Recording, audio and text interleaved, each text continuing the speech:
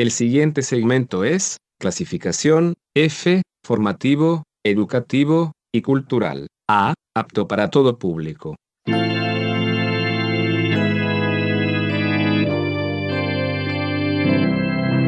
Bienvenido a Hora de Estudio Bíblico con nuestro maestro el Dr. Lehman Strauss. Este estudio es el resultado del tiempo personal con el Señor, el ministerio pastoral y la experiencia en conferencias bíblicas del Dr. Lehman Strauss. Él nos instruye y alienta con la enseñanza de la palabra de Dios. Ahora, el Dr. Strauss. Siempre fue un desafío y una bendición para mí preparar los mensajes para este programa radial. Espero que este capítulo sea de bendición para su vida. Muchas gracias por sintonizar una vez más Hora de Estudio Bíblico. Desde ya que es un privilegio para mí y una gran responsabilidad compartir con todos ustedes las verdades de Dios. Les invito a abrir sus Biblias en Filipenses capítulo 2. Y mientras lo encuentra, vamos a ver la palabra bíblica del día de hoy, considerar la palabra del vocabulario bíblico. La palabra que vamos a ver hoy es labrador. Labrador es una palabra que viene del griego y significa hombre de la tierra, sembrador, el que labra la tierra. En realidad, un labrador es un agricultor. Ahora, esta ocupación es tan antigua como respetable. La encontramos, por ejemplo, en Génesis capítulo 9, ya que fue el oficio de Noé. Él era un agricultor, un sembrador, y era una labor respetable. El Señor Jesús empleó el término cuando se refirió al Padre mismo. Tal vez usted recuerde allí en Juan capítulo 15, el Señor Jesucristo dijo, «Mi Padre es el labrador». Pablo también usó la palabra en 1 de Corintios capítulo 3. Allí en versículo 9 dijo que somos labranza de Dios. También se emplea en las parábolas de Mateo 21. Ahora, hay una aplicación espiritual para todo esto. Los creyentes son labradores. Somos sembradores de la tierra. El Salmo 126 y versículo 6 dice, «Irá andando y llorando el que lleva la preciosa semilla». Nosotros somos labradores. Desde luego que la semilla es aquí la palabra de Dios. Primera de Pedro 1:23 dice, «Siendo renacidos, no de simiente corruptible, sino de incorruptible, por la palabra de Dios que vive y permanece para siempre». Déjeme decirle que labrador es un término muy interesante. Nosotros tenemos una responsabilidad. Somos labradores. Tenemos que preparar la tierra, sembrar la semilla y un día vamos a levantar la cosecha. No nos cansemos, pues, de hacer el bien, porque a su tiempo segaremos si no desmayamos. Eso lo dice Pablo en la epístola a los Gálatas. Labrador, una palabra interesante en la Biblia, una palabra con aplicación espiritual para el Hijo de Dios. Muy bien, vamos entonces ahora en nuestras Biblias a considerar Filipenses capítulo 2. Hoy vamos a continuar con nuestro estudio que hemos comenzado allí en Filipenses 2, versículos 1 y 2. Pero antes de proseguir vamos a ir a Dios en oración. Amado Padre, te agradecemos en este día por tu palabra, la eterna palabra de Dios. Te agradecemos, Padre, que tu palabra permanece, más allá de todos los ataques que recibe, permanece. Gracias porque tiene poder para convencer, convertir y limpiar. Te bendecimos, Señor, por la manera en que tu palabra ha sido predicada y enseñada por muchas personas a través de los tiempos. Te alabamos por la preservación milagrosa de esta verdad divina. Y, Señor, somos privilegiados al poder mirar estas páginas sagradas. Ahora te pedimos que el ministerio de tu palabra impacte los corazones de los oyentes. Te agradecemos, Señor, por cada persona que está escuchando. Y te pido, Señor, que me ayudes a expresarme de la mejor manera, controlado por el Espíritu Santo, para poder así presentar las verdades de este pasaje y muchas personas reciban la mayor bendición posible. Te pedimos todo esto en el nombre del Señor Jesucristo. Amén. Estuvimos viendo cómo Pablo dio una base en su apelación por humildad y unidad, lo cual está expresado en Filipenses 2, versículo 1.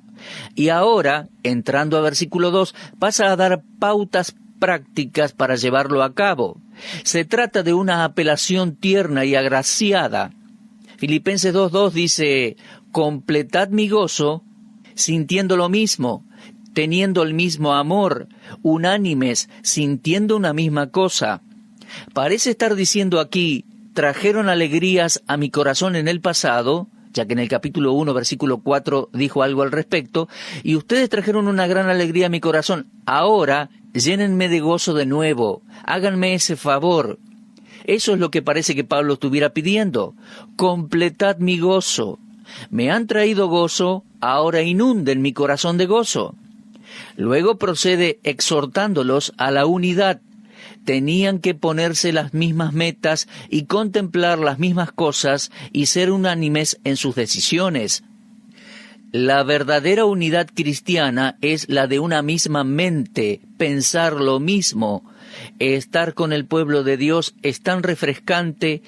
Cuando el Espíritu Santo está guiando a todo el grupo es muy refrescante. Uno lo presencia ocasionalmente en algunas iglesias. También lo vemos en hogares cristianos donde parece haber una misma mentalidad y un mismo sentir, un mismo deseo, un mismo espíritu. La gloria de Dios se pone en primer lugar y todos parecen estar de acuerdo.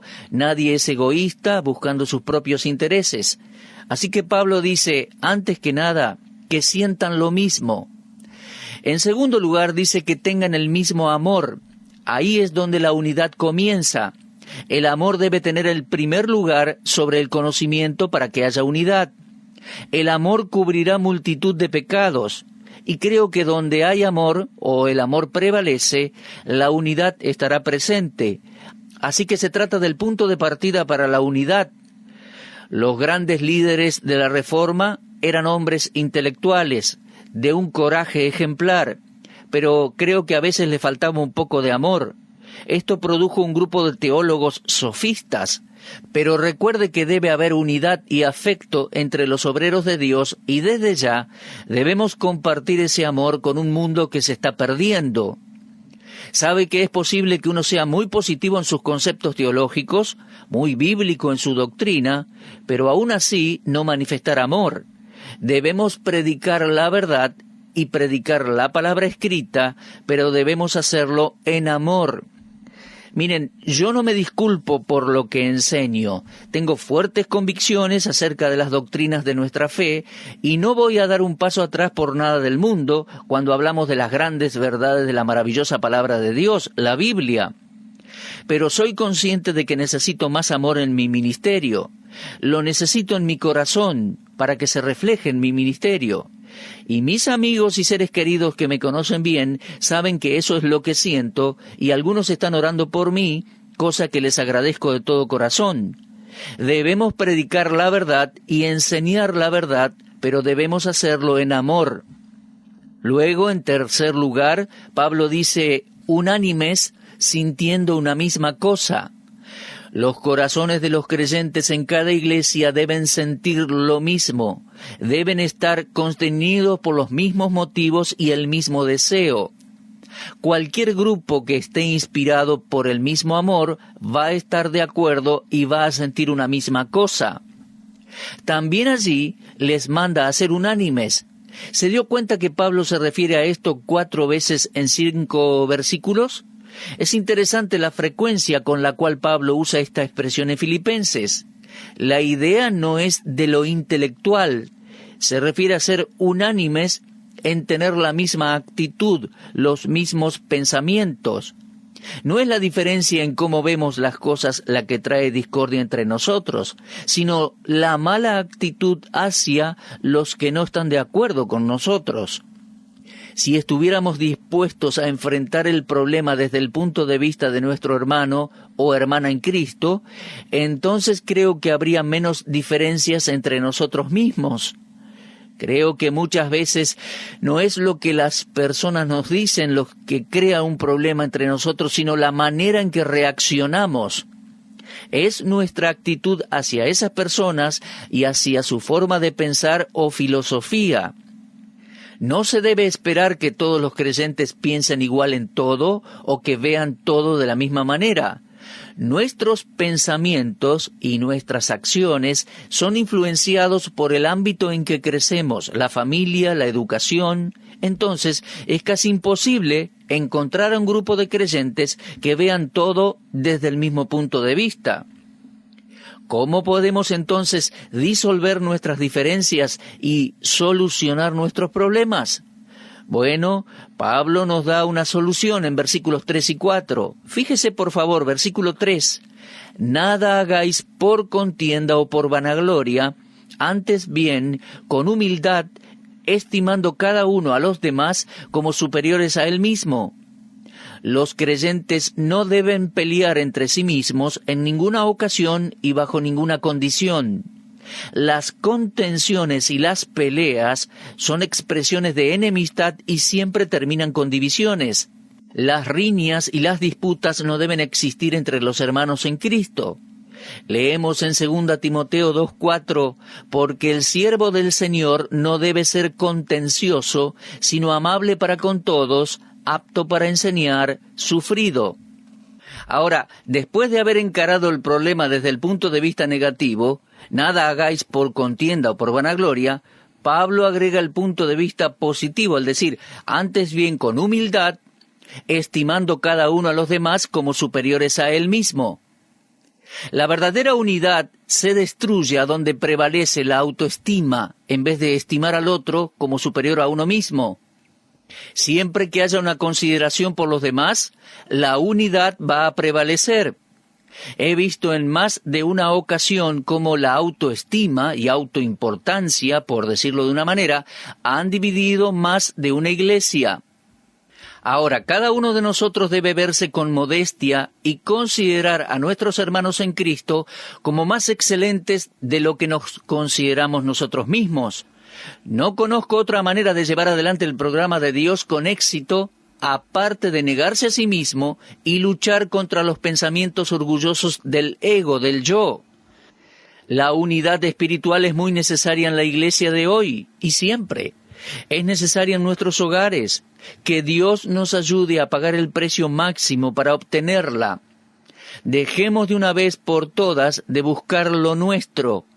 Pablo aprendió, por medio de experiencias difíciles, que tenía que crucificar el egoísmo, crucificar la vida que quería vivir para sí mismo. Él dijo en Gálatas 6:14, pero lejos esté de mí gloriarme, sino en la cruz de nuestro Señor Jesucristo, por quien el mundo me es crucificado a mí y yo al mundo. Creo que nosotros debemos considerar muy seriamente este versículo. Hagamos una pausa y meditémoslo, y luego preguntémonos, ¿este versículo me describe? ¿Estoy haciendo cosas para mí mismo, para mi propia gloria y estima? ¿O estoy considerando a mis hermanos y hermanas en Cristo como superiores a mí mismo, como prioridad? En la actualidad se nos dice que tenemos que ver cuán buenos somos y debemos promocionarnos a nosotros mismos. Se nos enseña a pensar que uno es lo mejor. Bueno, amigos, nosotros no estamos aquí para exaltarnos a nosotros mismos. Estamos aquí para exaltar y magnificar al Señor Jesucristo, y no podemos hacerlo si nos exaltamos a nosotros mismos. Juan el Bautista dijo, es necesario que Él crezca, pero que yo mengüe. En otras palabras, Él estaba diciendo que el Señor Jesucristo tenía que ser más y yo menos. Lo que Pablo está pidiendo es que sean más como Cristo. Ahora, en el versículo 4, él nos da su última palabra en esta plegaria, antes de ir al ejemplo perfecto de la humildad genuina. Él dice en el versículo 4, no mirando cada uno por lo suyo propio, sino cada cual también por lo de los demás. La persona egoísta solo se fija en sus intereses. Está consumida por el interés propio, pero el creyente que busca la unidad es exhortado a no fijarse en sus intereses, sino en el de los demás. Eso es lo que Pablo quiere decir acá. no mirando cada uno por lo suyo propio, sino cada cual también por lo de los otros. No se fije solamente en sus intereses, sino en los de los demás. El pensar que la felicidad en esta vida se logra al satisfacer nuestros propios deseos es parte de la naturaleza caída de Adán. Si cada comité de iglesia local o cada clase de escuela dominical insistieran en tener distintas ventajas, solo resultaría en divisiones y forcejeos. Que ningún individuo, ni en la iglesia ni en el hogar, busque lo suyo propio, sino lo mejor para los demás. Que el Señor nos libre de estar tan ocupados en nuestros intereses propios que nos olvidemos de los demás, ya que cuando cedemos al egoísmo, terminamos perdiendo. El Señor Jesús dijo en Lucas 17:33, «Todo el que procure salvar su vida la perderá, y todo el que la pierda la salvará». Si procuramos los intereses de los demás, Dios se va a encargar de los nuestros. Me viene a la mente Abraham y Lot. Cuando decidieron separarse y tomar un rumbo distinto, Abraham le dijo a Lot, «Quédate con lo que quieras y yo me quedaré con lo que dejes». Y Lot escogió las planicies más fértiles del área y se dijo a sí mismo, «Eso es lo mejor para mí. Las plantaciones van a dar muchísimo fruto, habrá suficiente para el ganado, eso es muy bueno para mí». Y Abraham dijo, «Está bien, Lot, quédate con lo que quieras y yo me quedaré con el resto». ¿Abraham dejó escoger a Lot? No, amigos, Abraham dejó escoger a Dios. Al ser bondadoso y dadivoso para con Lot, Dios fue dadivoso y bondadoso para con Abraham. El hecho de poder confiar en el Señor es algo maravilloso. Andar por fe y no por vista. No tenemos que ir empujando para ser el número uno. Hagamos lo que la Biblia nos dice y al hacerlo no nos vamos a equivocar. Dice, no mirando cada uno por lo suyo propio, sino cada cual también por lo de los otros. Filipenses 2:4 dice eso. No ande buscando lo suyo, sino por el contrario, fíjese cómo puede ser de ayuda a otros. Hacer esto trae mucho gozo. La Biblia dice que mejor es dar que recibir, y creo que es algo que los cristianos en la actualidad han olvidado. ¿A dónde están los creyentes que descubren por medio de experiencias que es mejor dar que recibir? En Filipenses 2:21 leemos, «Porque todos buscan lo suyo propio, no lo que es de Cristo Jesús». Bastante triste el panorama, ¿no? Todos buscan lo suyo propio, no lo que es de Cristo Jesús. Mis intereses deben estar ligados al bienestar espiritual de mis hermanos y hermanas en Cristo. Creo que hay mucho del espíritu de Caín entre nosotros. Nos preguntamos, ¿soy yo guarda de mi hermano? Como leemos en Génesis 4:9. Veo cierto sarcasmo en esa pregunta. ¿Soy yo acaso guarda de mi hermano? Hay rebeldía en eso. Caín cedió a los dictámenes de un corazón egoísta. Mis queridos amigos, no podemos darnos ese lujo. Para el creyente no hay un atajo que eluda a un hermano en Cristo. Espero que nuestro Padre Celestial levante un nuevo interés por ayudar a otros en las personas que son carnales y centradas en sí mismas. Se trata de una gran necesidad, tanto en iglesias como en hogares y hasta en emprendimientos económicos. Necesitamos estudiar las Escrituras y aplicar sus lecciones a nuestras vidas. Ahora, avanzando al versículo 5, tenemos una de las grandes porciones de la Escritura en el Nuevo Testamento. Creo que aquí encontramos uno de los párrafos más majestuosos en cuanto a la persona de Cristo en toda la Biblia. Me gustaría leerlo en su totalidad. Filipenses 2, 5 al 11.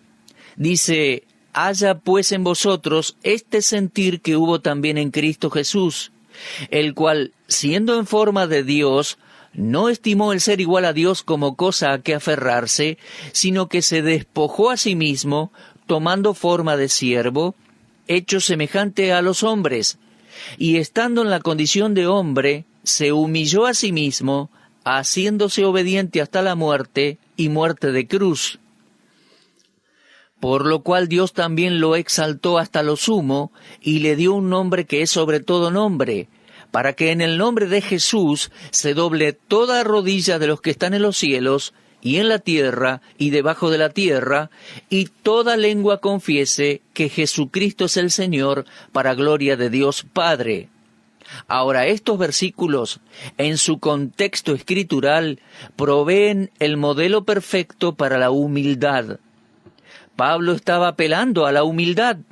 Estaba diciendo ya en los versículos anteriores del capítulo 2 que tenemos que estimar a los demás como superiores a nosotros mismos. Fíjese cada uno no en sus propios intereses, sino en los intereses de los demás. Y seguidamente pasa a darnos el modelo perfecto de la humildad. Nos está diciendo qué hacer. Nos va a señalar a la persona que dejó el ejemplo sublime de humildad, desde ya que estamos hablando de nuestro Señor Jesucristo. Cada virtud divina implantada en nuestras vidas como cristianos puede verse en Jesucristo hombre. Entonces el apóstol Pablo señala al Salvador. Él dice en el versículo 5, haya pues en vosotros ese sentir que hubo también en Cristo Jesús.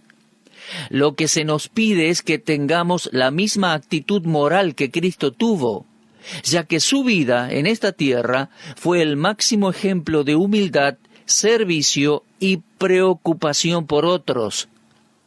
Nuestro Señor se describe aquí como el siervo humilde, cuya actitud y acciones deben ser buscadas y adoptadas por cada creyente. Resignarse a la voluntad del Padre y servir a los demás son características de la vida del Señor Jesucristo en esta tierra. Haya pues en vosotros este mismo sentir. No piensen, hermanos, de una manera egoísta. No busquen sus propios intereses, sino vivan para Dios y para otros. Guiado por el Espíritu Santo, el apóstol Pablo nos muestra los dos extremos de la majestuosidad y humildad de nuestro Señor Jesucristo. Él resalta el trono soberano de la deidad y la muerte vergonzosa en la cruz, y también nos muestra paso a paso la muestra voluntaria de servicio y sacrificio más grande que Dios y el hombre jamás hayan presenciado. Este cuadro de nuestro Señor Jesucristo descendiendo desde la soberanía a la vergüenza se describe aquí para inspirarnos a no fijarnos en nosotros mismos y nuestros intereses, sino a estar dispuesto a rebajarnos, de ser necesario, a lo más bajo para la gloria de Dios y el bien de los demás. La actitud de Cristo fue la humildad que lo llevó a la crucifixión. Vemos al Señor en estos versículos. Dice, el cual, siendo en forma de Dios, no estimó el ser igual a Dios como cosa a que aferrarse. Mis amigos, esta es una clara declaración de la deidad de Cristo. Ahora, ¿era Dios o era semejante a Dios? Antes de la encarnación de nuestro Señor Jesús en Belén, Él ya existía en forma de Dios. La deidad siempre fue parte de su ser. Él no pasó a ser Dios cuando se encarnó. Su deidad venía desde antes de su experiencia en la tierra. Precedía a Belén y a María. Leemos en Juan 1:1 que en el principio era el Verbo, y el Verbo era con Dios, y el Verbo era Dios. En su encarnación llegó a ser Dios manifestado en carne. 1 Timoteo 3:16 dice así: antes de que el Señor siquiera se identificara con la raza humana, Él era uno con el Padre. Y para aquellos que cuestionan su deidad, Él dijo, antes que Abraham fuese, yo soy. Sí, mis amigos, Él era en forma de Dios antes de tomar forma de siervo. La palabra forma aquí no se aplica a características o apariencia externa, sino que se refiere a la esencia y naturaleza de Dios. Y la verdadera esencia y naturaleza de un verdadero esclavo es vista aquí en el versículo 7. Su aspecto, como se veía por fuera, lo vemos en el versículo 8. El Señor Jesucristo, el Hijo eterno de Dios, era Dios manifestado en carne. Bueno, me da lástima tener que parar aquí en medio de este hermoso pasaje de la Biblia, pero veo que se nos ha terminado el tiempo por hoy. Voy a estar muy ansioso esperando nuestro próximo programa para poder continuar con esta porción de la Escritura en Filipenses capítulo 2. Dios mediante, nos encontraremos en nuestro próximo programa. Repase, por favor, la lectura de Filipenses y muy especialmente capítulo 2. Será hasta nuestro próximo encuentro entonces. Muchas gracias. Usted estuvo escuchando Hora de Estudio Bíblico con el maestro el doctor Lehman Strauss. Si desea escuchar una vez más este mensaje, visite nuestra página en la internet www.bbnradio.org. Le dejamos la invitación para que el día de mañana nos acompañe aquí, en este mismo horario y punto del dial. Hora de Estudio Bíblico es una producción de BBN.